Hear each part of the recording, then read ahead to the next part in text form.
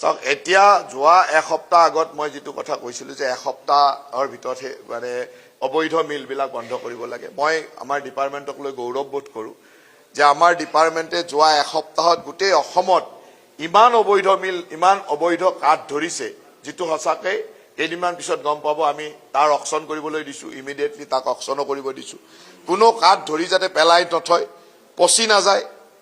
তাৰ পিছত বলে বিক্ৰী কৰিব নোৱাৰা অৱস্থা হৈ গল হেতু হ'ব না লাগে আজি এইটো ডাইৰেকশন দিয়া হৈছে যিমান এনেকুৱা ধৰণৰ কাঠ মিল ইত্যাদি ধৰিছে অবৈধ বস্তু ধৰিছে গোটেইখিনি ইমিডিয়েটলি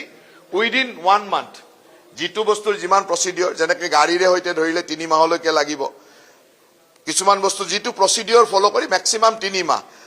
কিছুমান বস্তু এমাহৰ ভিতৰতে কৰিব হে এমাহৰ ভিতৰত কৰিব পৰাখিনি মই এমাহৰ ভিতৰতে অকশন কৰিব দিছো তাৰ ভ্যালুৱেশন ইত্যাদি কৰাৰ ব্যৱস্থা এটা সিস্টেম ডেভেলপ কৰি দিছো আমাৰ যিমান আনকি বহু বছৰ আগৰ পৰা পৰি থকা ফৰেষ্ট ডিভিজন ফৰেষ্ট ৰেঞ্জ বিলাকত পৰি থকা যিবিলাক এনেকুৱা ধৰণৰ কাঠ গাড়ী বিভিন্ন ভেহিকল পৰি আছে যত কোৰ্ট কেছ নাই হে গোটেই বিলাকক আমি ইমিডিয়েটলি ডিসপোজ কৰিবৰ কাৰণে অৰ্ডাৰ দিছো আৰু হেখিনি ডিসপোজ কৰিব লাগে কাৰণ তাত হেবিলাক এনে পেলাই থৈ লাভ নাই আৰু যিমান এইবিলাক হল যিমান পেলাই থম হিমানে তাৰ ডিপ্ৰেছন হৈ যাব দাম কমি যাব গতিকে আমি সোনকালে ইয়াক ডিসপোজ কৰিবৰ কাৰণে অৰ্ডাৰ দিছো আৰু এইটো ঠিক যে মই এই যেটো মিলৰ বিৰুদ্ধে অভিযান বা অবৈধ কাঠৰ বিৰুদ্ধে অভিযান এটো চলি থাকিব এটো বন্ধ নহয় এটো মুখ্যমন্ত্ৰী ডাঙৰীয়া কৈছে যে 5 বছৰে চলাই ৰাখিব লাগিব গতে 5 বছৰে চলি থাকিব কিন্তু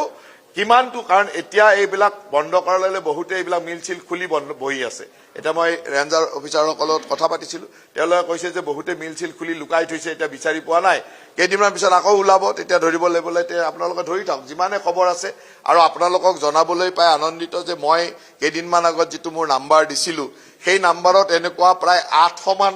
মেছেজ আহিছিল আৰু সেই মেছেজ কেনি অহা আজিলৈকে তেওঁলোকে ধৰিলে অহাকালিলৈকে সেই মেছেজ বিলাক মই ডিএফও আৰু ৰেঞ্জ অফিচাৰ বিলাকক দি দিম মোৰ হোৱাটছআপত যিমান মেছেজ আহিছে সেই মেছেজ কেনি অহাকালি মোৰ অফিচৰ পৰা তেওঁলোকে পাব আৰু সেই মেছেজটো মই নকওঁ যে 100% মেছেজেই শুদ্ধ হ'ব কিন্তু যিমান মেছেজ আহিছে নিজৰ নিজৰ কনসাৰ্ন ডিভিজন আৰু কনসাৰ্ন ৰেঞ্জক মই দি দিম সেই মেছেজৰ ওপৰত ভিত্তি কৰি এতিয়া আৰু অপাৰেচন চলিব